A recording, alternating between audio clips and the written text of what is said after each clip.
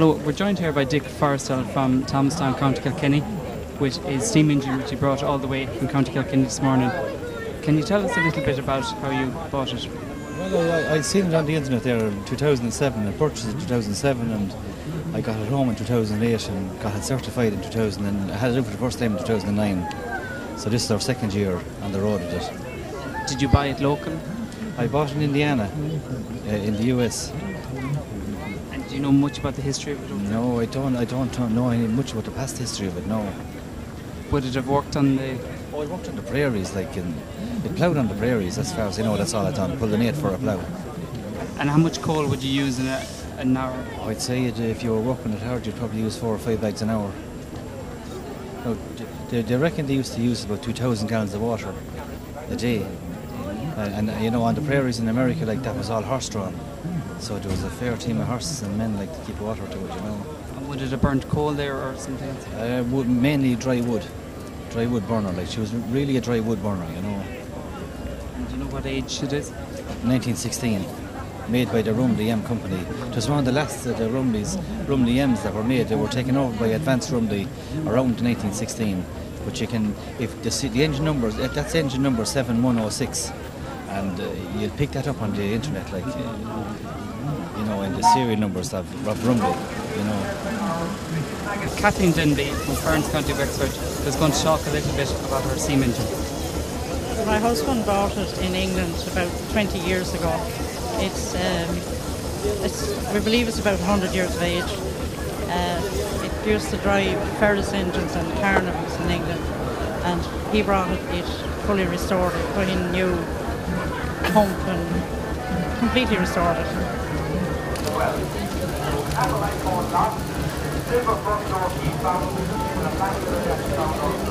I'm joined now by PJ O'Rourke from Cavan, County Offaly, who's going to talk a little bit about his Imperial oil engine. This is an Imperial paraffin oil engine. It was, I reckon it was built somewhere about 1914 in Keighley in West Yorkshire. Keighley Gas and Oil Engine Company was one of about 5 companies that produced engines in Keighley at the time. This particular engine I got in County Carlow, and it had been working in joinery down there. So I have it since about 1985. The governor and linkages were missing from the engine when I got it, and there was some frost damage on it. So I copied the bits from another engine, similar engine, and repaired the frost damage to it and set it up on the old stand that you see here. It's a good runner. To start it, you have to heat the vaporizer for about 10 minutes with a blower, and then the engine will start, and it should keep itself hot so that it stays running. The principle that it works on is a principle which was patented by Ackroyd Stewart and Hornsby produced on those patents up until 1905. When the patents ran out in 1905, it was open season and other companies produced on this principle, and this is one of the companies that did so. I'm with Tom Kitt from Montbellew, and Tom's going to talk to us a little bit about his reaper and binder. So I got this binder, I suppose, about 5 years ago from a man by the name of Paddy Noon from Ballymaccord. He just lives outside Ballymaccord. It was in the shed for 25 years at that stage, I was told, and never had been used in that period. We got it, and one man I must mention, the poor man is dead now, is Mike Dial, R.I.P. Both of us took it out, and we spent a couple of hours one evening having a go and tidying it up, and we worked it in actually Eugene Crane's field that evening, and it has been working, doing little bits and pieces at shows ever since. A mighty piece of machinery. As you can see, when it's working, it's the only thing that's hard to get now for it is canvases and keep them properly. It can be finicky at times, but it does its job, and if the cordon is right, you can, as you'll see in the field later on, it works the dream, you know. But for its time, it's unbelievable what it's able to do, like. So that's all I have to say about it. I had one of them myself. my father, I suppose, about 40 years ago. I remember using it with him, and that's why I went for something like that, because I knew a small bit about it. I'm not saying I know everything about it, but it's not a troublesome machine, but when it does give a little bother and maybe knotter or something, that's the only thing that I find in any problem with at times, you know. So, That's great. Thanks very much. Thank you, Tom. I have Tom Doolan here from Blue Ball Cross, County Offaly, and Tom's going to talk to us a bit about his combine harvester. Yeah, it's a junior class, junior automatic, 4'6" cutting bar. It's a combine that I bought. Well, it was laid up for a good many years. Originally it came from Carlow to the Dooley brothers in Broccoli, Kilcormac in County Offaly. Had been idle for a long number of years, parked up in a shed. I located it and took it home, stripped it down, every nut and bolt, rebuilt it completely.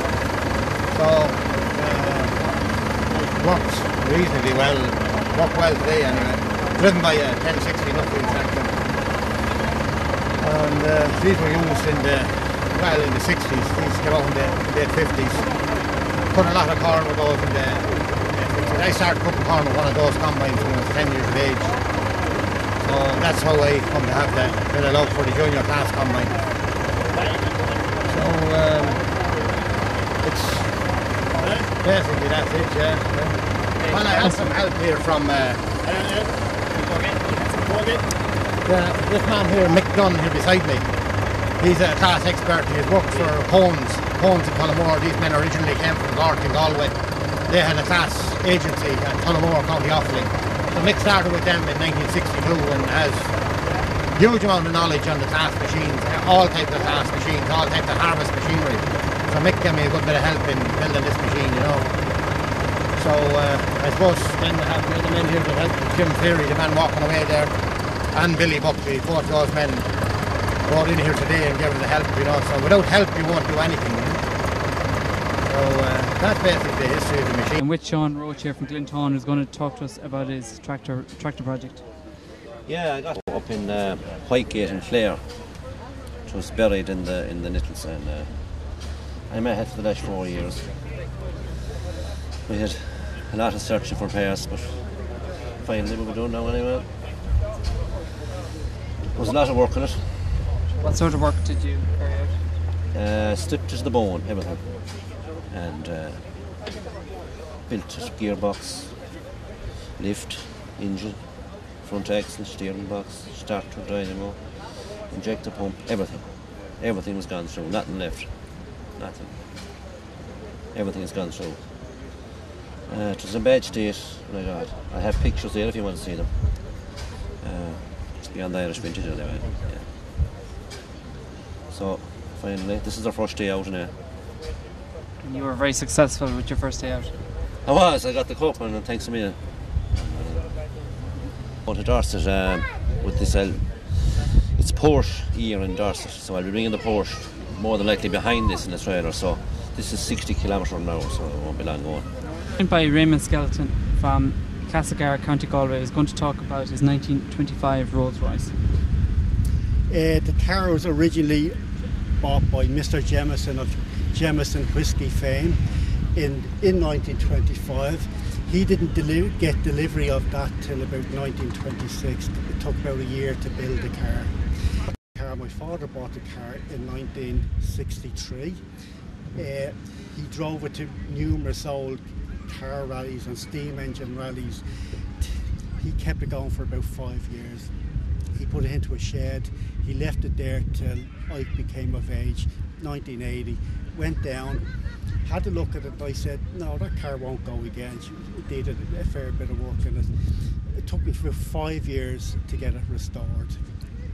Various people around Dublin and around the country did different parts of it. So I now have this car 25 years running. Let's have a look at the car here. The car is a 3-litre engine. It's one of the small Rolls.